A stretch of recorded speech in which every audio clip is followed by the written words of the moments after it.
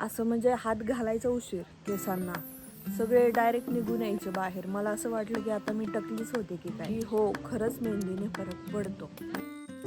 प्रेग्नेन्सीनंतर माझे पण केस खूप गळत होते, पण मी हा उपाय केला आणि मला खूपच फरक जाणवला.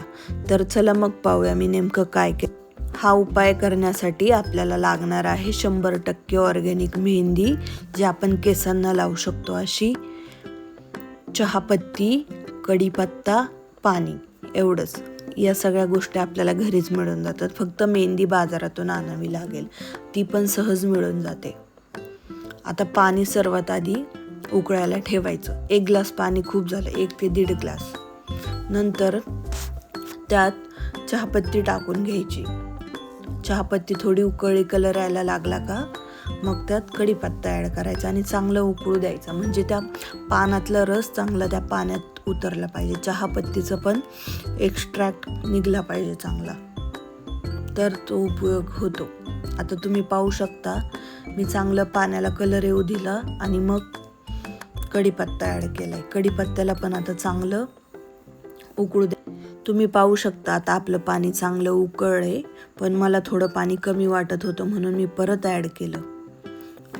पाणी उकळून एवढं राहिलं पाहिजे की 1-1.5 कप राहिलं पाहिजे. एवढं पाणी टाकायचं आधीच. कमी वाटलं तर परत थोडंसं ॲड करा आणि उकळू द्या थोडं. आता आपल्या या प्रोसेसमध्ये सर्वात महत्त्वाचं साहित्य आहे ते म्हणजे लोखंडाची कढई. ही कुठं पण मिळून जाते. आपल्या घरी नसेल तर शेजारी पाजारी सहज मिळून जाईल. या कढईचाच मेन रोल आहे या प्रोसेसमध्ये. आता या कढईत आपली जी ऑर्गॅनिक मेहंदी आहे ती सोडून घ्यायची. 2 पॅकेट खूप होतील. ते केसांवर मोठे छोटे, खूप छोटे असेल तर 1 पॅकेट पुरेसं आहे आणि जर जास्त मोठे असतील तर 3 पॅकेट घ्या. माझे मीडियम केस आहेत म्हणून मी 2 पॅकेट घेतले होते. आणि हे जे आपण पाणी उकळून घेतलं होतं चहापत्ती आणि कढीपत्त्याचं, ते थंड झाल्यावर गाळून घ्यायचं आणि छान अशी मेहंदी मिक्स करायची. या कढईचा खूप मोठा रोल आहे या प्रोसेसमध्ये. आत्ता मेहंदी हिरवी दिसत असेल तुम्हाला, आपण मिक्स करून घेतली, पण 1 दिवस ठेवायची, जास्त ठेवायची नाही या कढईत. आपण 1 दिवस मेहंदी ठेवणार आहेत भिजून. आणि मी तुम्हाला एक फोटो दाखवते. आत्ता ही हिरवी दिसतीये, पण भिजून 1 दिवसाने ही मेहंदी कशी होती ते तुम्हीच पहा. पूर्ण ब्लॅक कलरची मेहंदी होऊन जाते. पूर्ण आयन उतरतं मेहंदीत. हीच तर जादू आहे या प्रोसेसची. आयन आपल्या केसांना मजबूत करतं, थंडावा देतं केसांच्या मुळांना.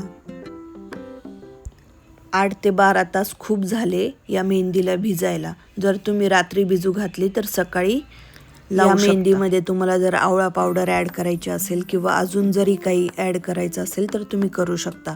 आणि तुम्ही पाहत असाल आता मी मेहंदी लावतीये. माझी मम्मी मेहंदी लावत होती मला. आणि कशी मेहंदी लावते, पूर्ण अशी थापून घ्यायची, म्हणजे मेहंदी पूर्ण तुमच्या केसांच्या मुळाला पोचली पाहिजे, तरच तिचा उपयोग होतो.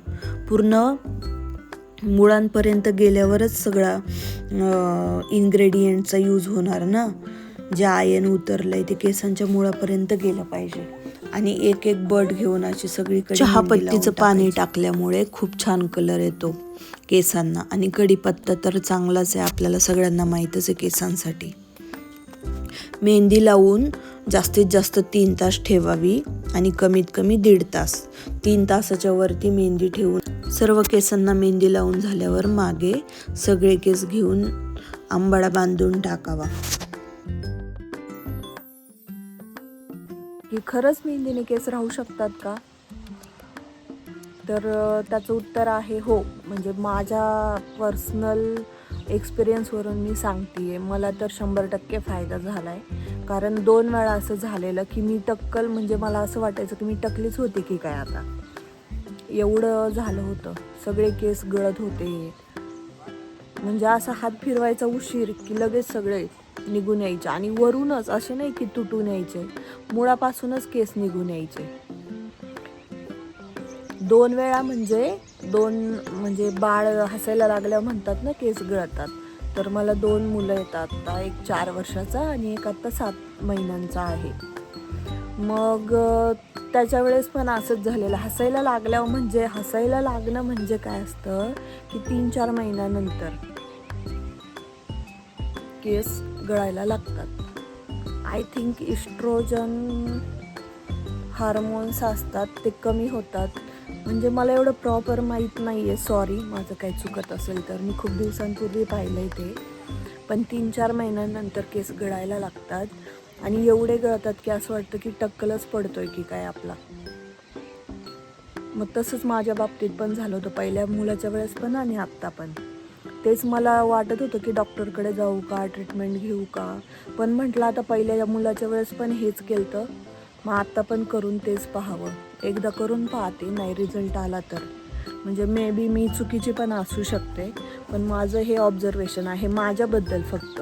आता तुम्हाला कितपत लागू होतंय ते मी सांगू शकत नाही. मेहंदी कोणती पाहिजे, हे डाय वगैरे नाही चालणार, ब्लॅक वगैरे कलर मिक्स केमिकल हे नाही चालत, फक्त ऑर्गॅनिकवाली मेहंदी पाहिजे. आपल्याला सगळ्यांना माहीतच आहे की ही मेहंदी केसांसाठी चांगली असते. पण नुसती मेहंदी घेतली आणि लावलं असं काही नाही आहे. मी व्हिडिओ दाखवणारच आहे की काय काय प्रोसेस करायची, मी दाखवते आहे. आधी टाकेल तर किंवा नंतर टाकेल, पण मी आपल्या व्हिडिओमध्ये दाखवणारच आहे सगळं की कसं करायचं कसं नाही. असं नाही आहे की मेहंदी लावूनच लगेच राहतात, त्याला एक प्रोसेस आहे ती फॉलो केली तर नक्कीच तरी होणार. पण किती टक्के होईल ते मी नाही सांगू शकत, पण मला जसा फरक पडला तसं मी सांगते. आणि आत्ता मी मेहंदी लावली आहे, मेहंदी तुम्हाला लावून दाखवली, धुतली. आणि केस आत्ता धुतल्या रपच असतात, रपच होतात, तुम्हाला दिसत असतील रप आहेत.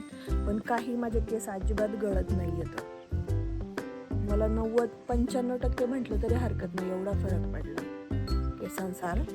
एकदा माझ्या म्हणण्यानुसार हा उपाय करून पहा. म्हणजे डॉक्टरांकडे जाण्याच्या आधी किंवा टेन्शन घेण्यापेक्षा एक उपाय केलेला कधीही चांगला. आणि नॅचरल आहे, मी काही पण असं काहीच सांगितलेलं नाही आहे. आणि किती 10-15 रुपयात मेहंदी लागते आणि लोखंडी कढई तवा असं लागतं. लोखंडी कढई तवा आपल्याकडे घरी असतोच, आणि नसला तरी शेजारी पाजारी मिळून जाईल कुठे पण. आणि काही 10 रुपयाची पुडी येते, 2 पुड्या लागतील, जास्त काय लागणार आहे. पण तुम्हाला फरक कितीचा पडणार आहे. आता तुम्ही पाहू शकताय मी केस धुतलेले तर थोडे रपच राहतात केस, माझे पण रपच दिसत असतील तुम्हाला सगळे केस. पण रप होतात मेहंदी लावल्या धुतल्यावर. आणि मग काय करायचं, संध्याकाळी मेहंदी लावून झाली ना, वाळले ना केस, संध्याकाळी झोपायच्या आधी तेल लावायचं, खोबरेल तेल साधं आपलं. आणि दुसऱ्या दिवशी शॅम्पू करायचा. त्याच दिवशी शॅम्पू करायचा नाही, दुसऱ्या दिवशी शॅम्पू करायचा. छान कलर पण चढतो, केस मऊ पण होतात आणि गळायचे पण बंद होतील. तुम्ही एकदा माझ्या म्हणण्यानुसार करून पहा. पैसे घालण्यापेक्षा, ट्रीटमेंट करण्यापेक्षा, हे कॅरेटीन ट्रीटमेंट हे ते मी पण सगळं पाहिलंय करून, काही उपयोग होत नाही. ते करण्याआधी हा उपाय नक्की करा. आणि मग जर तुम्हाला नाही फरक पडला तर तुम्ही करू शकता. पण मला तर वाटतं की मला फरक पडलाय म्हटल्यावर तुम्हाला पण काहीच हरकत नाही आहे फरक पडला. मी स्वतः त्या प्रॉब्लेममध्ये होते ना, मला माहिती किती टेन्शन येतं, काय होतं. त्याच्यामुळं मी म्हटलं की एवढं सोपं आहे म्हणून तुमच्यापर्यंत पण पोचवावं. ही गोष्ट सगळ्यांपर्यंत पोचली पाहिजे, एवढं सोपं आहे म्हणून म्हटलं की सगळ्यांना सांगावं. कोणाला पण मदत झाली तर चांगलंच ना. त्याच्यामुळे तुम्ही नक्की करून एकदा पहा आणि कमेंटमध्ये मला नक्की सांगा.